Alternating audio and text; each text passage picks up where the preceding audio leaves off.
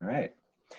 All right. Well, welcome back to the CypherCon podcast, Michelle. It's great to have you back. Oh, it's great to be here. Thanks for having me. On our special COVID-19 episode.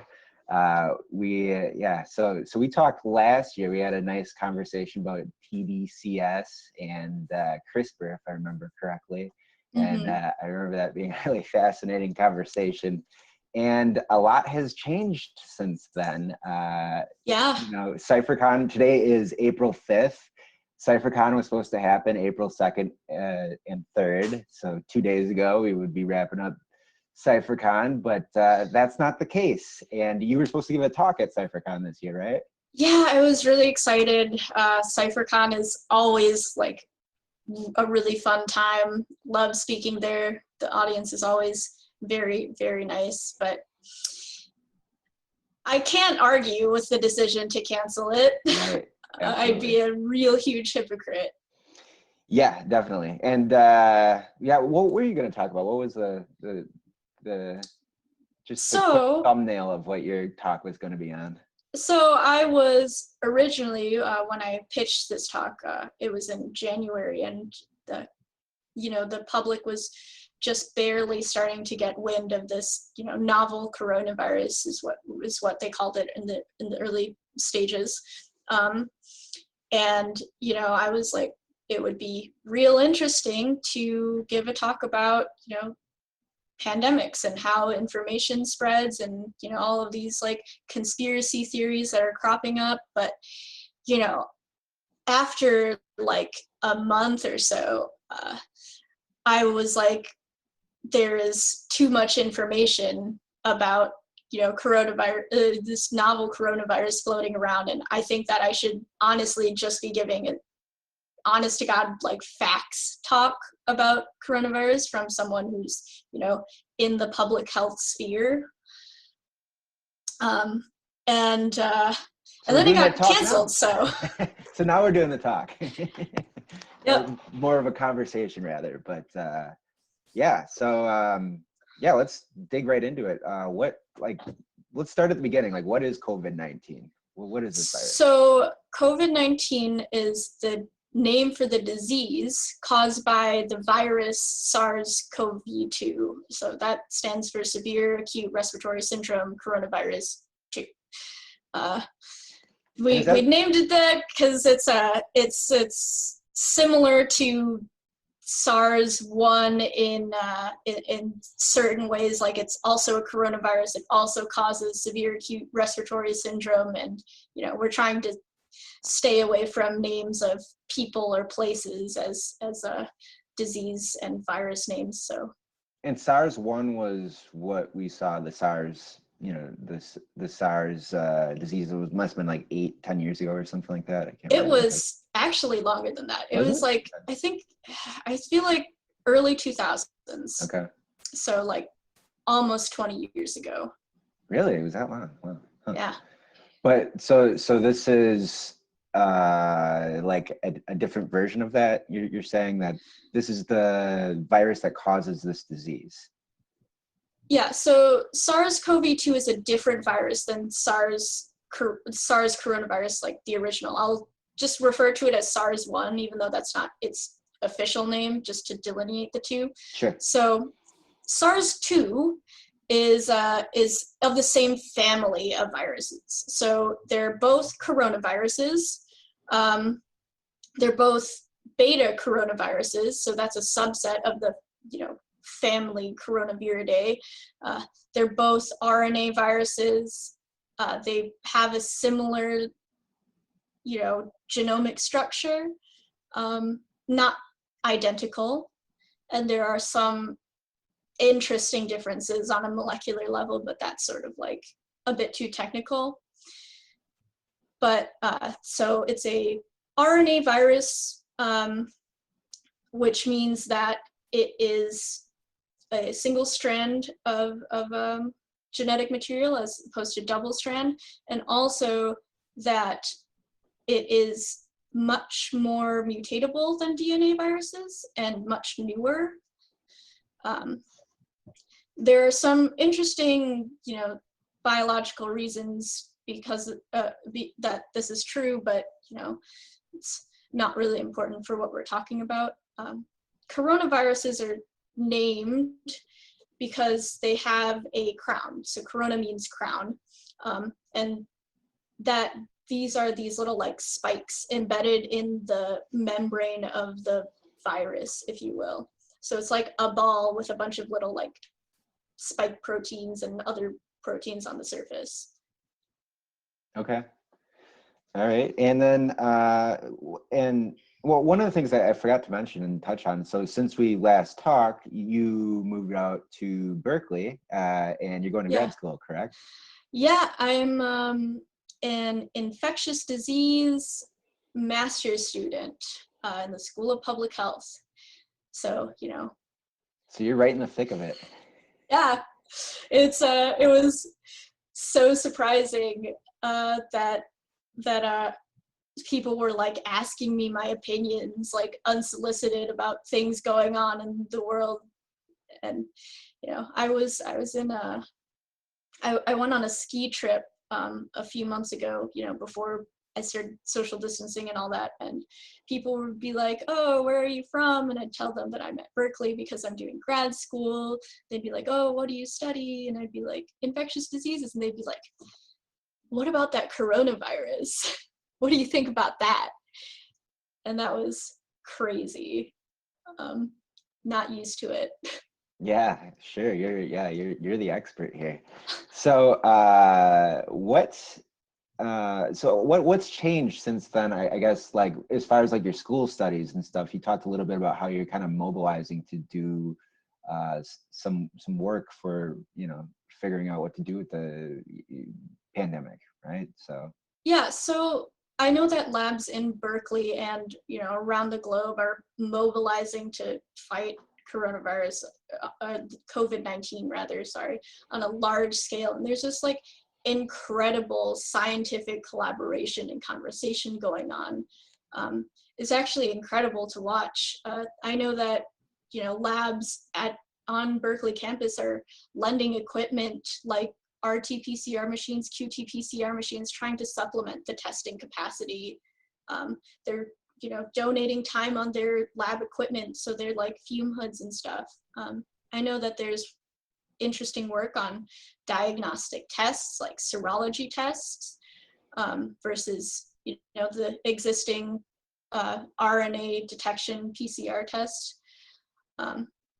There's also really cool work going on looking at the mechanism of the disease and trying to identify therapeutic targets. I know that like in most of my classes, we spend like half the time just talking about COVID-19 and SARS-CoV-2. So I would just like talk about COVID-19 like 5 hours a day at this point. yeah. Well, what do you mean by therapeutic targets? What does that mean? So for example, you could, there are a lot of ways that you could look at this. You could look at this like, what about this virus creates an antibody response? So if we look at like a mouse model,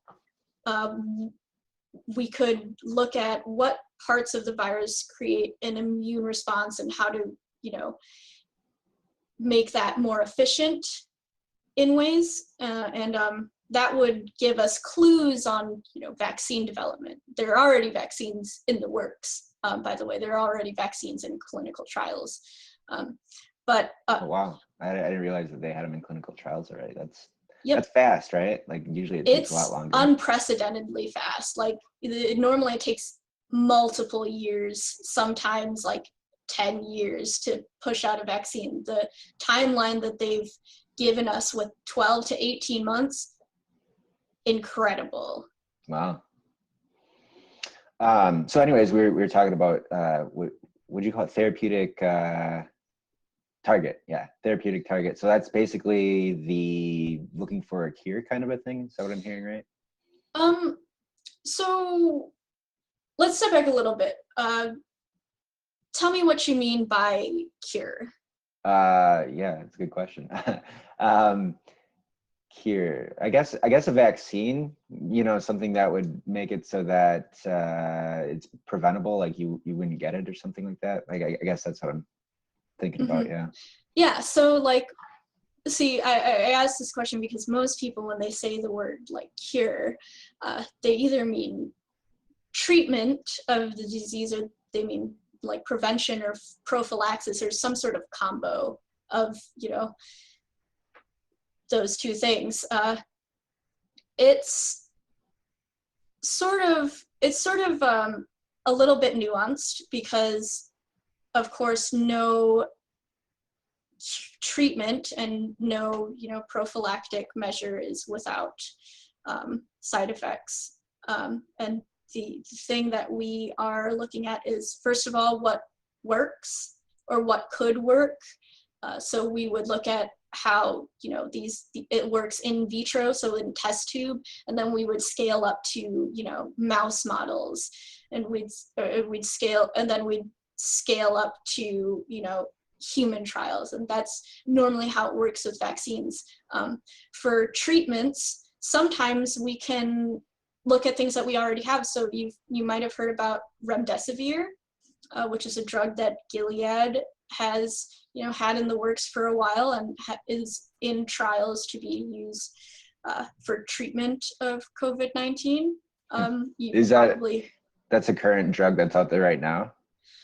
I'm not sure if it's, I'm not sure exactly what it's used for, but it is a drug produced by Gilead, and they are looking into using it in COVID-19 patients. I know that also the combination ritonavir-leponavir, which is a medication used for HIV/AIDS, it was in trials, but that didn't show very promising results from what I saw. So that was unfortunate. And it's all sort of like incredible to see how all of these different like parts of the healthcare system and the research pipeline are all like working sort of together to try to like mitigate this crisis. Sure, yeah, it sounds like a really great collaboration. Since we're talking a little bit about some of the treatments, what do you think about like the chloroquine? Am I saying that right?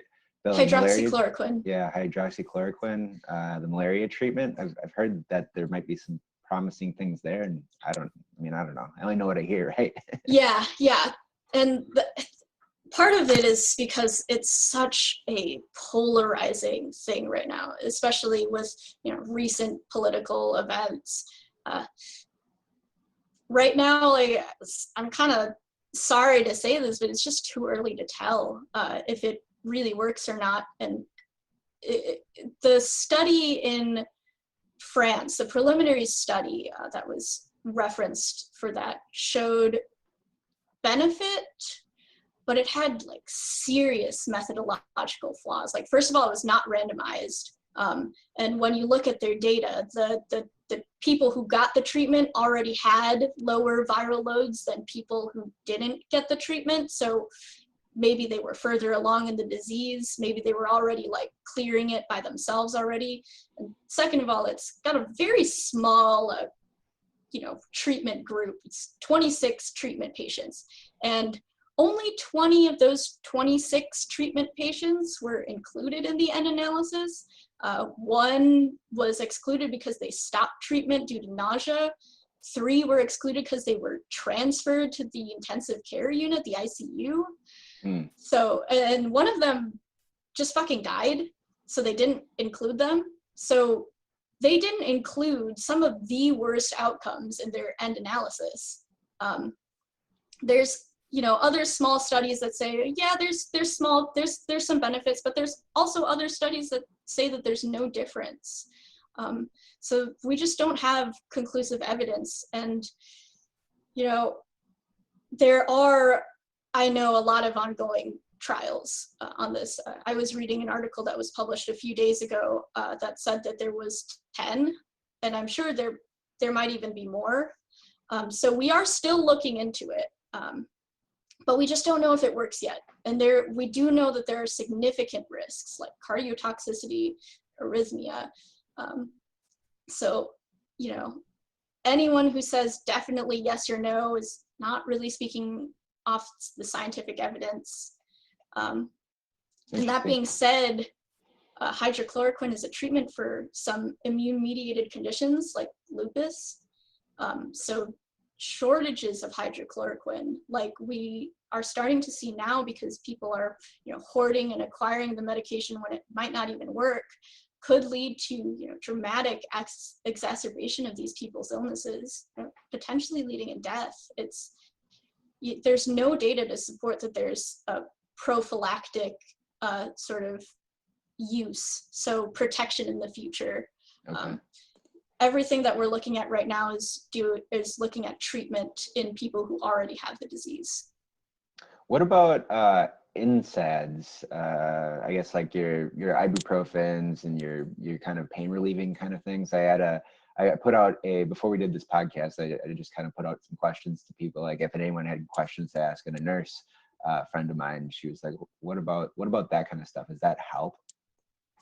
So all of the data that I've seen right now says that there's, again, no conclusive evidence, but we have a lot of sort of anecdotal, accounts from doctors abroad saying that, if you use ibuprofen, you might see an exacerbation of the disease. It might get worse. It might slow down the, getting better. It might slow down recovery. And, we're sort of,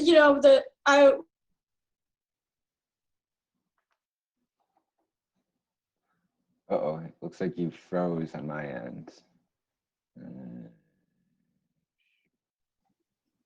All right, we got cut off, but you're back. And we were talking about the NSAIDs, and it sounds to me like you heard that they actually prolong the disease itself.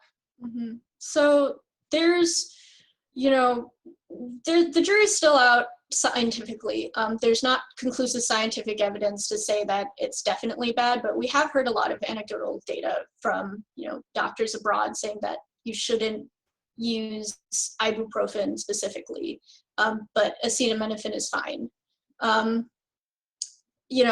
was talking about this with some of the people in my lab, and we were sort of like, well, is it scientific? No, but if doctors, on the front lines are saying don't use ibuprofen, use acetaminophen instead. If acetaminophen works just as well, then so I'll listen to them. What do you got to lose?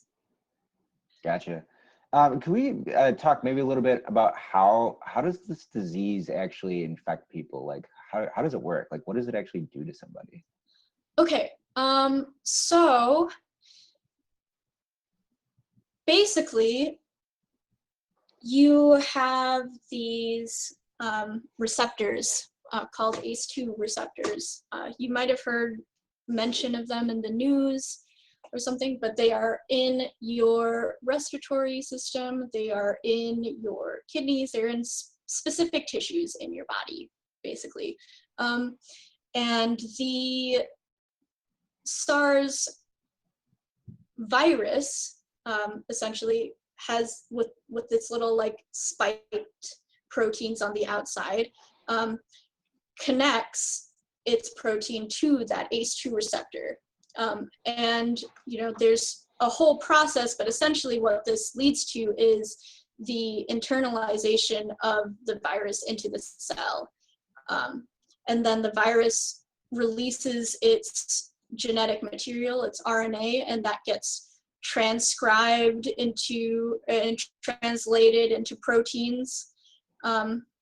Actually, it's not transcribed because it's RNA, but it gets made into proteins. The host cell machinery just makes all of this, stuff that then gets packaged into more virus, and then, kind of comes out of the cell, and the cell dies. But what really is the problem with this virus is actually our immune response to it. that severe acute respiratory distress syndrome. And that's likely mediated by actually inflammation reactions from the infection in our lungs. And that is what causes, the shortness of breath, the scarring, the extensive damage. Our immune system works very, very well, but it is incredibly powerful, and it does, harm our own cells when it gets to when it gets sort of out of control. And that is, that severe disease that we see with SARS-CoV-2. And then what I've been hearing is that people will get pneumonia, and it's actually the pneumonia that they die from. Is that correct? Or yeah. Some people do, not everyone. Oh yeah, certainly like secondary pneumonia, or that is what you would call it, I think, secondary bacterial infection. So basically you clear, SARS-CoV-2 from your system, but, in doing so, you're sort of at this point in time where your immune system response is sort of depleted, and that makes it, and that plus, the damage caused to your lung tissue allows bacteria to start growing in there and cause pneumonia. And that can be a reason why people die, related to COVID-19, even if it's not directly caused by COVID-19. And you see this also with like the flu, with pneumonia caused by the flu. Oftentimes it's not the flu itself that it causes the pneumonia, it's the secondary bacterial infection. And why is it that some people are more affected? Like, I've heard that some people don't even get symptoms, and some people it's very severe. Like, what's the difference between the people that, have mild symptoms or no symptoms, and the ones that, have very severe symptoms? Yeah, okay, that is a very good question. Let's step back a little bit and talk more about the idea of an asymptomatic person. So when we think asymptomatic, we're thinking no symptoms ever. You just feel fine. But in practice, when we look at, people who are labeled as asymptomatic, it's because they don't have symptoms at the time of testing, even though they tested positive, or they don't report those symptoms. So when we follow those people over time, we find that they maybe aren't asymptomatic, but they are pre-symptomatic. So they don't have they don't see any disease manifestation at the time of testing, but later on they develop symptoms. And you also have a problem with recall. So maybe they have symptoms, but they didn't think it was a problem. So, for example, I don't know, I've been, my throat's a little dry, but also I've been working from home the past few days. So I've been, drinking beer throughout the day. I'm a little bit dehydrated. That's probably it. I don't have a cough. I just have sniffles when I'm outside. It's probably allergies. Or I have a stomach ache, but, it's probably just because I ate something weird. And so a lot of the times when you follow up, you find that people have either developed symptoms later or did have symptoms, didn't think it was a big deal. But, when we talk about true asymptomatic people, there's a lot of things that you can talk about there, a lot of factors that might play into that. That's really interesting, because I think about that, when I was in college, I used to drink like crazy and I smoked, and all winter I was sick, and that was just normal for me, right? So yeah. I'm wondering how many people that might be in that situation that it's normal for. Now I drink a beer and I realize that I have trouble sleeping at night. I'm I can tell the difference. I'm more attuned to my body, and I'm just older too, I think. And so that's interesting. So that could be a difference, that, some people just, maybe a lot of times they're sick, or they get sick frequently, so they don't really notice that, it's really a big difference, kind of a thing. So yeah, I've heard a lot of reports of people testing positive for COVID-19 and being like, I thought this was just allergies. Wow. I didn't think this was a problem. Sure.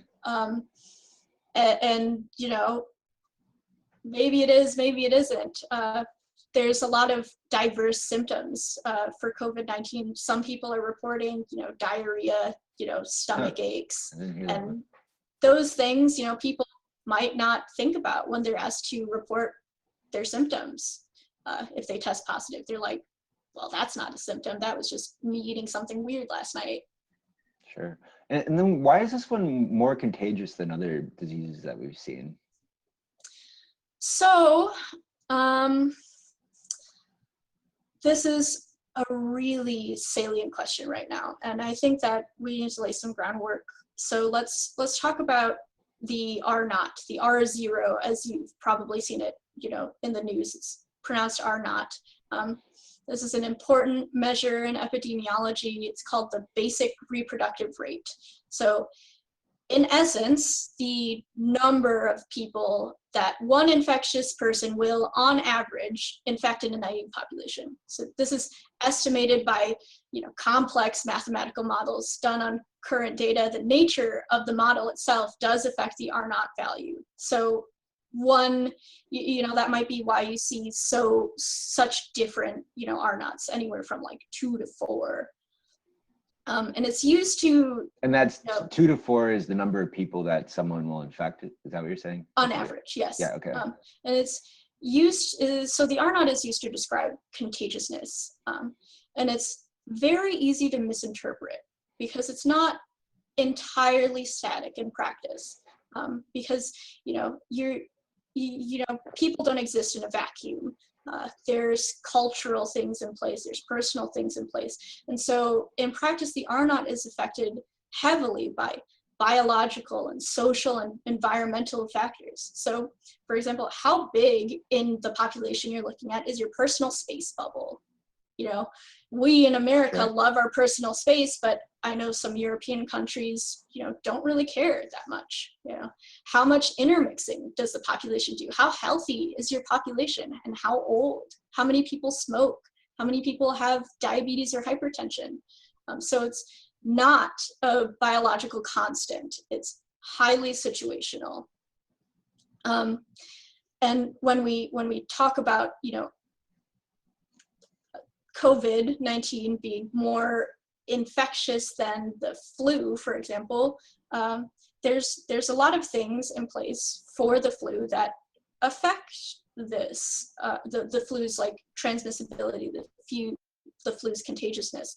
So for example, people who are most often at risk for respiratory illness are the elderly, the immunocompromised, and young children, although for reasons we still don't really know, their young children aren't as affected by COVID-19. But for the flu, we have things in place to protect our most vulnerable population from the virus and the disease. So we have vaccines. Like PSA, always get your flu vaccine if you can, unless a doctor tells you not to, because the vaccine could either prevent you from getting it, or it could shorten the duration and intensity of the sickness. And that is important because it means that there's less time that you're infectious. We also have prophylaxis for the flu. So your doctor might prescribe members of your household like Tamiflu, I think it is, if one member of your household is sick. And that's supposed to be protective, so that people who aren't sick don't get sick. So even if you are around an infected person, we have protective measures in place. And the last sort of salient point is that the flu circulates every single year. So you're real likely to have some sort of prior exposure, and that sort of prior exposure to the influenza virus might be cross-protective depending on the strain. So it's thought that in 2009, the H1N1 pandemic wasn't as bad in the United States as it could have been for us, because it is theorized that maybe the United States population, experienced a flu strain that was similar enough that we had some sort of cross immunity to it. In 2009 to 2010, only 12,000 people died, and that's, you know, still a lot of people for H1N1. But, you know, when we talk about current statistics, I was looking it up before this conversation, and there are over 8,000 people currently dead from COVID-19 in the United States. Jeez, wow. And we just don't have that for SARS-CoV-2. We don't have that for COVID-19. We don't have treatments. We don't have the vaccine. Our entire population is, you know, sort of naive to this. There's not good evidence of cross-reactivity between this coronavirus and other coronaviruses that we've seen. So it's certainly a different, you know, landscape for this disease. And when we compare it to another coronavirus, another, you know, important coronavirus, SARS, the original, so I'm just going to call that SARS-1, even though it's just called SARS. You see infection more for SARS-2 than SARS-1. Paradoxically, because SARS-1 was a worse disease. It had a 10% mortality rate. I think some estimates were like 10 to 15. And it was just, you know, a horrible disease. But on the other side, it was very easy to find the cases and diagnose them and isolate them from the population. And also, you know, with SARS-1, you were not infectious in the 24 to 36 hours before, you know, your symptoms started. But in COVID-19, because the disease can present so mild, you know, you don't often see it, and it's not as easy to detect. Yeah, and I also heard that it'll be like a 7-day incubation period where you might not show symptoms for 7 days. Is that correct? Yeah. And why is that? So I think the infectious period is like 2 to 14 days, median of 5. But basically, it's interesting because infection is, you know, sort of a slower process. You know, biological processes are kind of slow. You know, again, like I said before, a lot of the symptoms you see are due to your immune response to the infection. So there's a number of steps you have to go through before you even get to that point. So you need to, you know, have the virus invade your cells. The virus needs to repurpose the cell machinery, replicate, and spread to other cells. And it needs to have a large enough effect that your immune system mounts a large enough response that you start on a whole, like, organism level, start seeing the effects. And I mean, there's 37, I think, trillion cells in our body. So it does take a while, often, for us to mount an immune response that, you know, we can physically tell. 36 trillion. Wow, I didn't know that. That's a lot. Yeah, there's a lot of cells. Not all of them can be infected by SARS-2, but, you know, it's just giving you an idea of how large of a dissemination it would have before it starts, you know, making a dent. But with SARS-1, you get it and then you pretty much see the effects immediately. You'd have that response a lot quicker. Is that right? So SARS-1 was, you know, a much more virulent disease. It was a lower respiratory as opposed to an upper respiratory tract infection. So we see mostly upper respiratory tract infections with COVID-19. So like coughing, sneezing, it's you know, really concentrated up here. Okay. It can go to the lungs, but, you know, SARS-1, in my understanding, was almost exclusively the lungs. And there are, you know, some molecular reasons why this might be true. It might be because the binding domain of the spike protein in SARS-2 is a much better binder, and there's much less ACE2 receptors up here. So because it's so good at binding, it binds to these receptors up here and maybe doesn't, infect all the way down here. But SARS-1 wasn't as good at binding, so it didn't really affect, your upper respiratory tract. It really only affected where there was a lot of ACE2 receptors, in your lower respiratory tract. Gotcha. Lower respiratory tracts in general are more severe than upper respiratory tract infections. Not always, but mostly. Gotcha. So your first talk that you gave at CypherCon, it was on bioweapons, right? Is that correct? Yeah. So is this a bioweapon? I think one of the things I've heard is, where this emerged in Wuhan, there is a bio research facility that's like 20 miles away from there. So some people are saying they could have just made it and then said that it was in this wet market. Could that be the case? No. No. Short answer, no.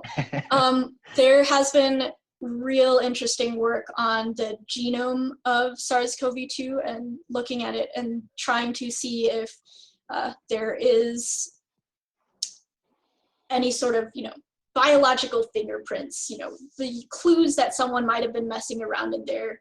There's not. What would you look for? So a lot of things that you would look for are, similar things to other viruses that you don't see in the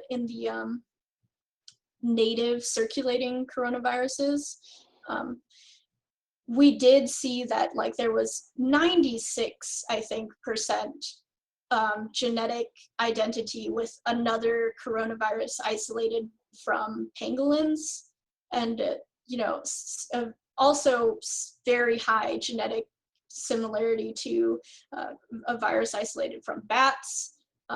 We think that this coronavirus, this specific coronavirus, SARS-2, started in bats and then jumped to humans. And it's just, the thing with the biology research facility is that, yes, there is a BSL-4 lab in Wuhan. So what's that BSL mean? BSL means biosafety level. Okay. So it has an increasing, order of severity, which sort of means at BSL-1, these are things that don't cause disease in humans. BSL-2, maybe it causes disease or even severe disease in humans, but it's real hard to contract if you're working with it. BSL-3 are, diseases that can cause severe disease and can be transmitted through inhalation. BSL-4 is for research on things that, that can cause severe disease and don't really have a good treatment. But we have multiple BSL-4 laboratories in the United States. The existence of a BSL-4 laboratory doesn't prove anything. And from what we have, investigated on the virus itself, there's no evidence of it being a bioweapon. And also, it would be real bad practice for the Chinese government to just release a bioweapon on themselves. Yeah. I did see this Russian conspiracy theory early on that it was actually the United States that created this bioweapon and released it in China, but that would be kind of stupid considering how we responded to COVID-19 in the United States. Well, my thought was, if it was China and they were doing this, yeah, it'd be a bad move to do it on their own people. China also plays the long game, though. They plan things out for a really long time. And so my thought was, if it was the case, they would, I mean, obviously they would have, and they have had, horrible repercussions on their population. However, they, being a communist government, they're able to contain it, I think, a lot better than the United States could. So, you know, if that was the case, you know, they could potentially know this ahead of time and realize that, you know, they would be better off to contain it than, you know, our country, for example. And that would be kind of a, I don't know, a strategic advantage, I guess, being a communist country. You know, the strategic advantage kind of fades away when you really look at the immense economic impact Sure. that this pandemic has had globally, Right. and especially on China. Right, exactly. Yeah, like, so they, yeah, because all the all their travel was stuff's made in stopped. China. Yeah, Yeah. right. So, you know, I don't think anybody's really a winner in all this, No, I except don't think so. maybe the virus itself.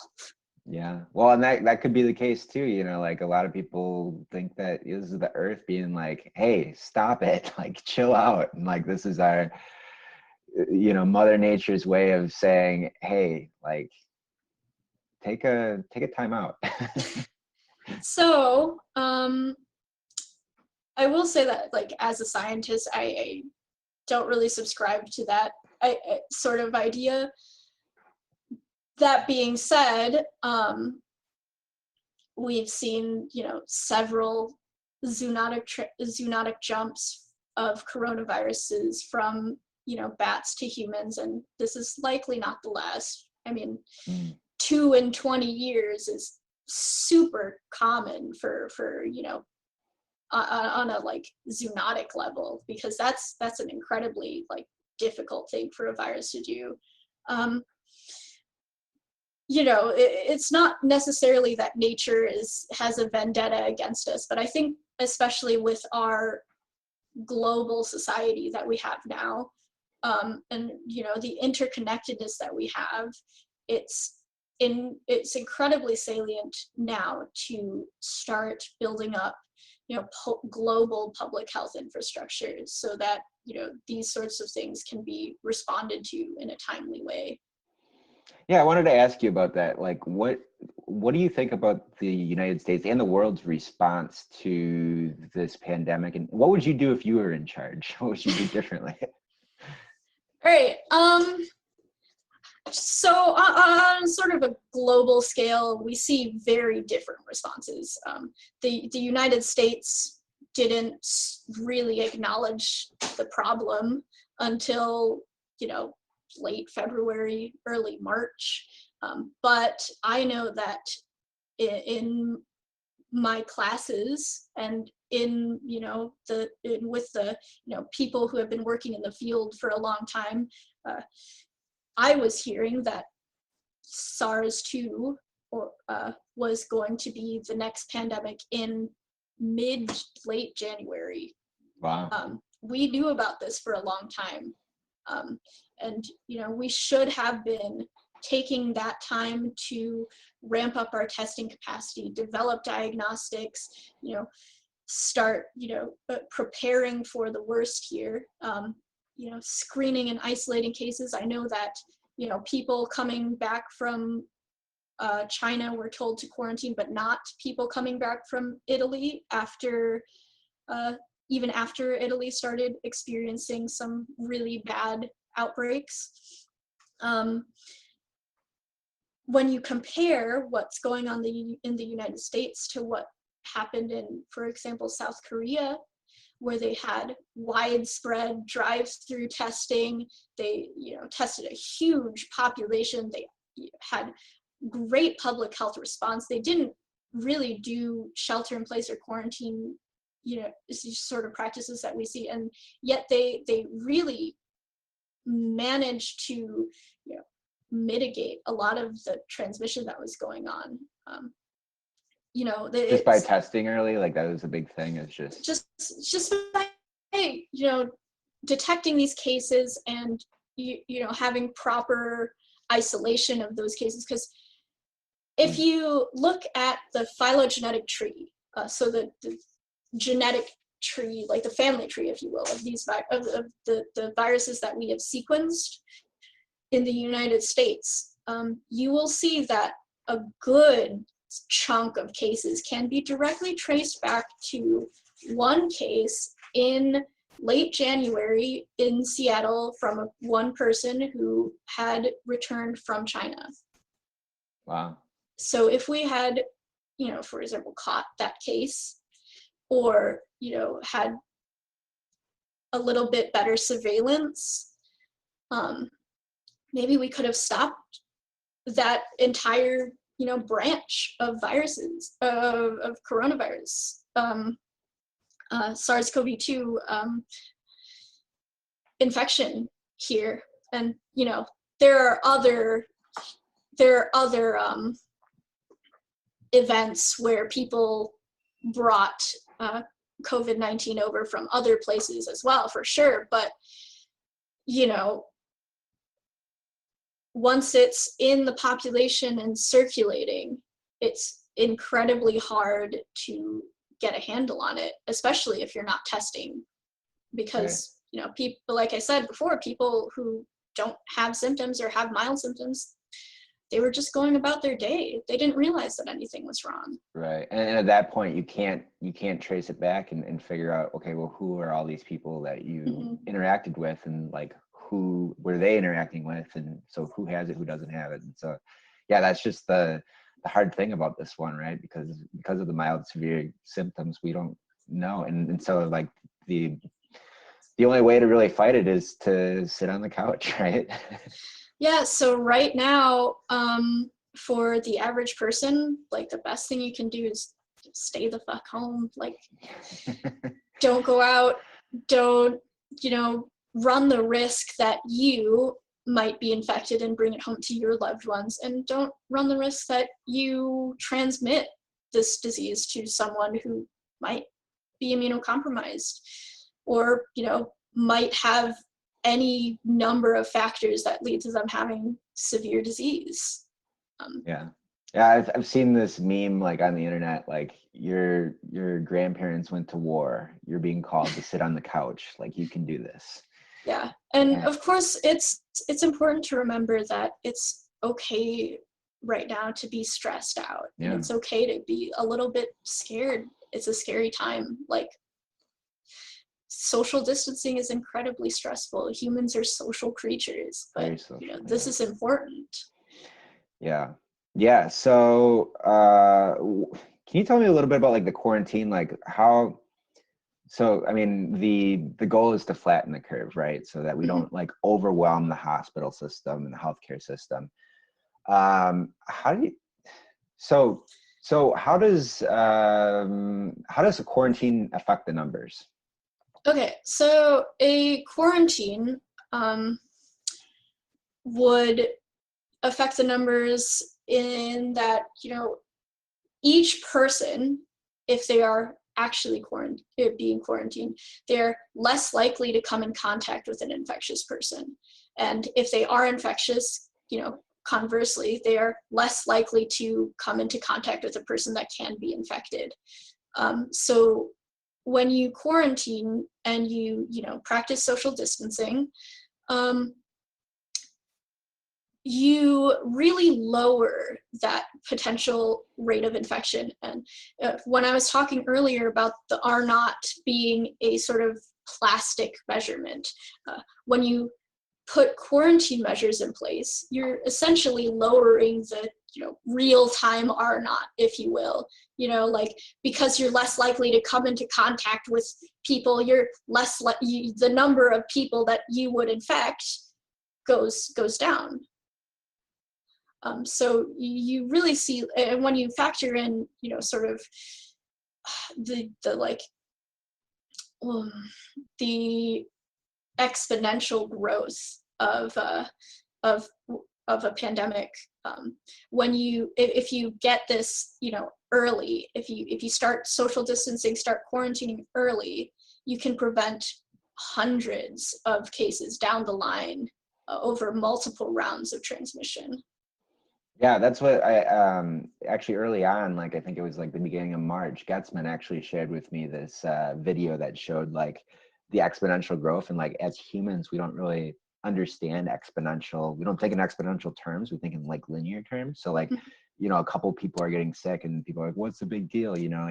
But if you look at this exponential curve, and it's that rate of change from day to day. So like, I think at the time it was, and I don't know what it is now, and I don't know if you have these numbers, but like it was a 30% increase from the one day to the next. And if it stayed at that rate, it was like after, I can't remember the numbers. It was either 60 days or 100. I think it was 60 days. It was 100 million people that would be infected. But if they changed that rate down to like 5% per day, that 100 million number went down to, and I'm probably getting these numbers wrong, but it went down to like 400,000. So it's just a huge difference. And that's really what we're attempting to do with the quarantine, right? Yeah, so we are trying to, you know, stop like, you know, those few infections that'll happen around us today, so that hundreds of infections don't happen tomorrow, right? Essentially. And, you know, this is, it's so vital, because you talk about flattening the curve, but what does that really mean? I mean, so a few weeks ago, I was talking to a professor at Berkeley, a professor of infectious diseases, and he gave me the numbers. He said in the United States, there are 62,010 hospitals. In those hospitals, there are 909,200 staffed beds. 10% of those are ICU beds. So the bed that you would want to be in if you are, you know, needing to be intubated. You're having very severe symptoms. You're having very severe disease. That, of course, that number is likely changed by now, because, you know, hospitals are repurposing conferences and lobbies to act as makeshift wards, or repurposing like sports stadiums to act as like emergency hospitals. But, you know, Yeah, those were the numbers a few weeks ago. And, you know, even if you were able to staff all of those available ICU beds, if you saw more than 90,000 or so cases of severe diseases that needed that, you know, that equipment and that treatment, then you'd have to make a very, very tough ethical decision of who gets the treatment that might save their life and who doesn't. And, you know, for each person, that treatment may or may not save their lives, but if they don't get that treatment, they are likely to die. And so that is the sort of thing that we're trying to steer away from. That is the worst case scenario, because then you'll see what we see right now in Italy, with, you know, incredibly high death rates, because their health care system is just overwhelmed. How do you think the healthcare system is going to change as a result of this? So I can only hope, but I hope that there is a push to invest in public health. You know, public health is one of those things where it's invisible if it's doing its job. You can't, this is not, especially in, you know, times when there's not a pandemic going on, these things are important, because having that, you know, global surveillance, looking at, you know, the potential things that might spill over into humans, creating infrastructure for widespread testing. These are things that can only happen over time. I mean, it's sort of like brushing your teeth, right? You know, you can sort of meander along until you start having a toothache. And then after you start having that toothache, you can brush 5 times a day, and it won't really, you know, do all that much. You need to go to a dentist. You need to get it taken out. You need to get it, you need to get it, you know, addressed. And so right now, a lot of the problem with our public health system in the United States is that we're just so understaffed. There's not enough people working in the CDC to do the things that we need to. We don't have the testing capacity that we, you know, should have in this scenario. We can't test broadly the population. We have to save our tests for people who have severe disease or who like present with, symptoms in a hospital. And this is a problem because now we don't know how widespread it is in the population. We don't know if, a few months from now, if we see the case number go down and if we still haven't tested by then and we don't know the prevalence in the community, how do we know that if we let up our quarantine that we won't just get sustained transmission again? These are things that would be helpful to do as early as possible. Yeah, you can't, I guess once you start losing your teeth, you can't brush them and then hopefully they grow back, right? It's like, you got to do the prevention stuff beforehand. And so, yeah, hopefully we learn this as a lesson and start putting in some of that infrastructure in place so that we're able to contain these things in the future. Any predictions at, when we might sort of get back to normal? So this is probably going to be disappointing, but it's just, I'm going to say what all the other public health professionals are saying. It's too early to tell. I do know that, I was talking with a professor of mine who worked in the CDC for decades, and he was saying that he would be surprised if all of this was all over by like August.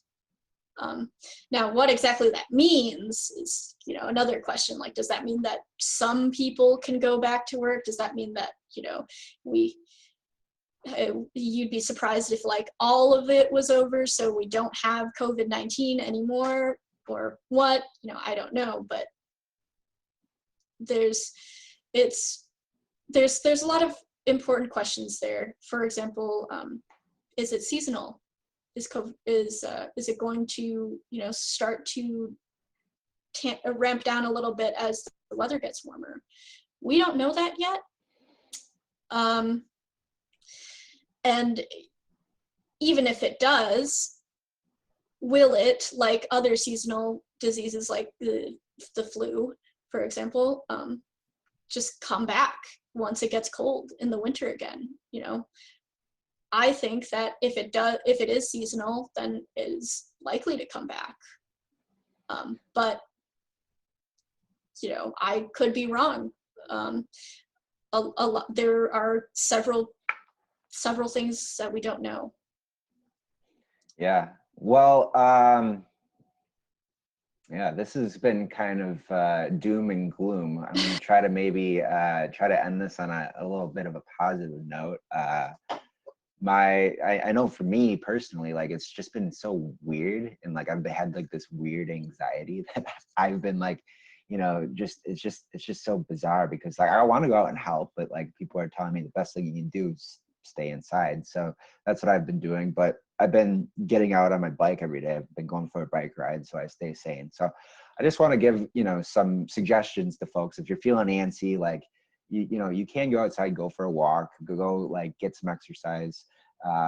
Make sure that if you have a meditation practice, or maybe you don't, and for me meditation really is grounding, and it's been very helpful for my life. So I want to recommend to folks to find some quiet time to pause and reflect, because this is a good time to do it, because a lot of the things that we've normally been able to do and go out and do, and we're not able to. So those are a couple pieces of advice I have. And do you have anything that you'd like to share with people? Yeah, I mean, it's important to remember that you are not alone in all of this, and everybody is feeling these feelings. I've been Skype calling, video chatting with friends. I've been playing video games online with friends. I've been, reconnecting with people. My lab does a weekly journal club where we read recent articles about COVID-19, and we also have a drink, talk about them. It's important to reach out right now. Yeah, for sure.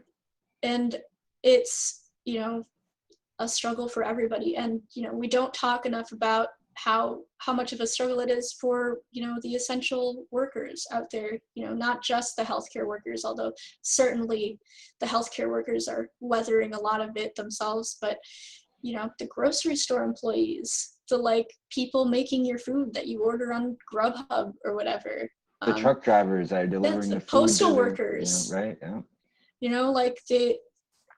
It is a stressful and, very scary time right now, and it's important that you reach out, and it's important that you connect with other people in ways that you can, in ways that are safe for you.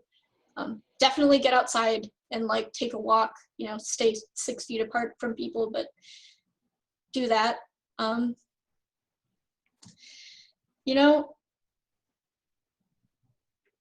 It's stressful, but this is doing a lot.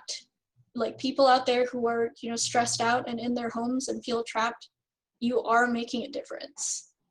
That's a good thing to remember. Yeah. So I think that's what we can take away is stay the fuck home, and you are making a difference. Yeah. Have your digital happy hours. You can get creative with, things, ways to stay in touch with people. At least we live in an age right now where, we do have the digital technology that is allowing us to connect with people. Yeah. We do have that. So it's not the same by any means, but it's, it's better than not being able to connect with people. So yeah, it is certainly better than it could be. All right, Michelle. Well, yeah, thank you so much for taking the time to kind of walk us through the whole COVID-19 and learn about everything that that you're doing, and enlightening us with your wisdom and intelligence. So much appreciated. Thank you for having me. It's always a pleasure. All right. Well, hopefully we'll see you next year at CypherCon. Yeah. We'll see what happens. If CypherCon's going on next year, I will be there. All right. All right. Well, thanks a lot, Michelle. Okay.